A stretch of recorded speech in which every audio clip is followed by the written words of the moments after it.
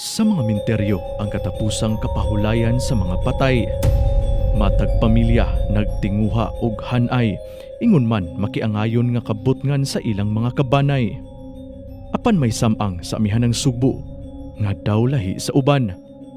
Dinhi adunay pipila ka mga pamilya ang mipili sa talagsaong paagi sa paghandom o pagpahimutang sa ilang mga hinigugma. Sa walang bahin sa New Corazon Cemetery sa Barangay Sambag, Dakbayan sa Bugo. Kini inyong makita.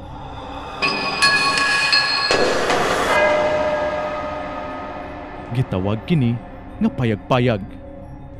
Dili sa mga buhi, apan alang sa mga patay.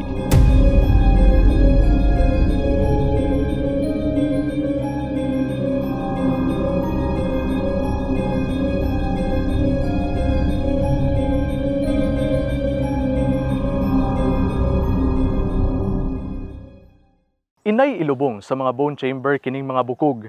Anaa lang sila gipaistar sa mga payag-payag dinhi sa New Corazon Cemetery sa Barangay Sambag, Dakbayan sa Bugo. Di susama sa ubang mga samang. Ang mga bukog dinhi hayan ra ninyo nga makit-an.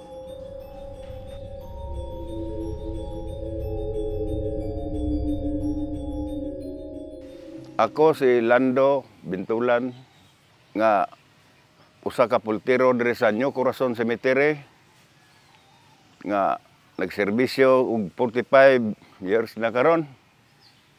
Ang mga payag diri labi na nga way ikabot ang matag tungod sa Bonsamber nga nitso.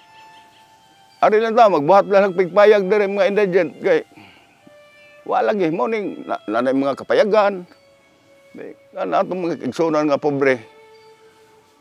Sabot lang po nga. Nagmaniho lang yun, mahipos nga. Sa kalag-kalag nga, naa sila'y madumdum sa pagbilar, ilang mga mahal sa kinabuhi. Mo na. Pero mo lagi na, payag-payag lang ang uban. Kay, kini lagi, di pag-afford sa nitso, kay, tag 15,000, aniha pag yun ang kuhan. Ya, kuhan pag yun, renewal pag yun, mo na nga. Buhat lang taon sila mga payag para hipos na ilang mga minahal sa kinabuhi. Antom na yun sila sa simbahan kaya antom na palit. Ingon nila nga, buhat lamig payaglan kay magbugat. Wa minana. O mo na mahitabo nga buhat lang payag. Kay wa malay ka-afford. Tugtan payag mo na ni. Tugtan sila kay pugson gyud na imong way ikabayad.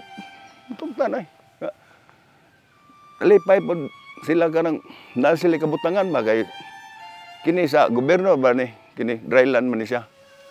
Gobyerno kay ang yuta mga simbahan kato nang kural sa panteon nga 9,900 square meter kini kuan ni siya.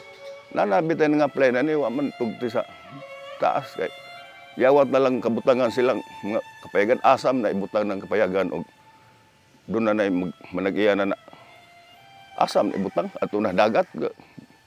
Dili mo gyud ang maglabay ganig mga basura dagat, mga bukog na noon.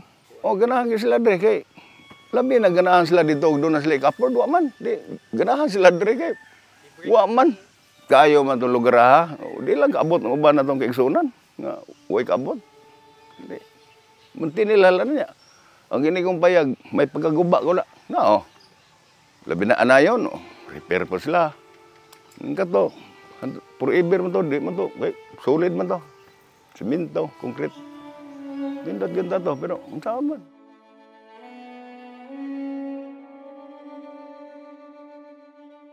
Matud ni Bintulan nga ang maong yuta nga gitukuran sa mga payag-payag, iya sa lokal nga kagamhanan sa Dakbayan sa Bugo. Apan ginumala sa mga kaparian sa Archdiocesan Shrine and Parish of St. Vincent Ferrer. Gisuwayan nato pagkuha og habig ang simbahan kalabot sa presyo sa bone chamber, pinaagi sa ambush interview. Apan matud sa pari nga na-assign sa maong minteryo, wap-a siya kabisita sa maong lugar. Sanglit matud niya, bag-o lang siya na-assign sa Bugo City. Wa sabta kakuha og konkretong eksplanasyon kalabot sa presyo sa maong bone chamber. Tungod kay hayan lang yun nimo makit-an ang mga bukog. Nitumaw ang mga pangutana, kun luwas ba kini? Safe mo no kay kami sa gidugayon nako. Okay raman kaloyan ra guro mi mga kagay. Kagay ra ba mi pandemic nga ang minatay ilargo globong. Magbuntag gumig nilubganay. Mingon sila na COVID. Wa man tabanganan mo gakos lungon pag tunod binuhat tong tao tong istorya tong COVID nga matay na dami. Sukwahi sa giingon ni Lando nga luwas base sa Department of Health implementing rules and regulation of Chapter 31 Disposal of Dead Persons of the Code on Sanitation of the Philippines. Gikinahanglan nga i-disinfect ug isulod sa sealed container o box ang mga bukog. Butngan sab kini og pangalan sa namatay, date, cause of death, ingon man point of origin. Aduna sab exhumation ug transfer permits ang kinahanglan. Aron malubong og balik, kinahanglan ang death certificate, ingon man reburial permit. Kininta siya og na-label pa nato ang kanang kalidad sa tao. Di formula gyud nato ni kanang ilinya ba. Pero wa man malabel ang sitwasyon sa tao na magay mo nang ang ubang naikakaya adto gyud dito sa sud katong mga bunsamber ka-afford sila dito.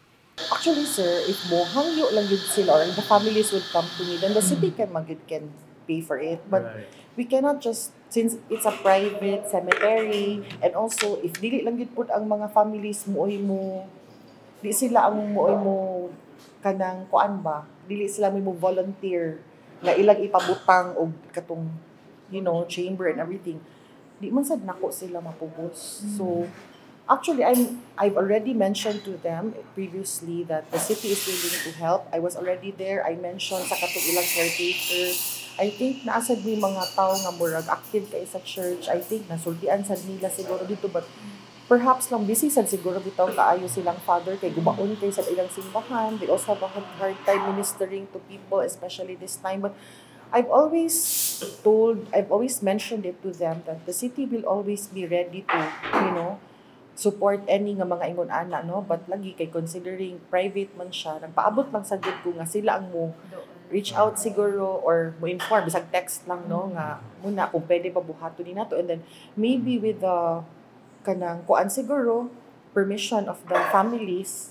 Karong kuan kalagalag di ba kadaghang murag pista ni di sa mamilaray kay naman mga electric kuanon man ni mga bombilya na Apan gipahimug-atan hinuon ni Lando nga nakasabot siya kung nganong wap-a kini balik nga maatiman sa simbahan ug syudad, sanglit bisan sila apektado sab sa linog. Gani labing naapektuhan sab ang maong simbahan. Nga daw may gibilin nga makapanlimbawt balahibo nga istorya. Pagkagabi ini ato ba, di ba grabe ang intensity sa karsang earthquake ba? Dili man gaingon na ba? Gasway, mura ko gisuod sa kanang magluto popcorn ba? Nga, pagsisi, nauso pa rin mura rin. Pagkatapos sa may buto, bang! Mura nuclear bang ba? Pagkawa, mura ko gaingon na mo na. Tanan na mong butan na lupad. And so sad to think ba? Dito ko susunod sa simbahan, bisag aftershock, pag-flashlight na ko. Tanang revolto ha? Tanang revolto. Apil ang tabernacle, mitambling yung tanan. Except for one. Kung nakalili mo na ay nakasurog glass nga San Vicente Ferrer, that is the only one standing among the ruins of the church ba. Kenneth Torres, Sunstar Cebu.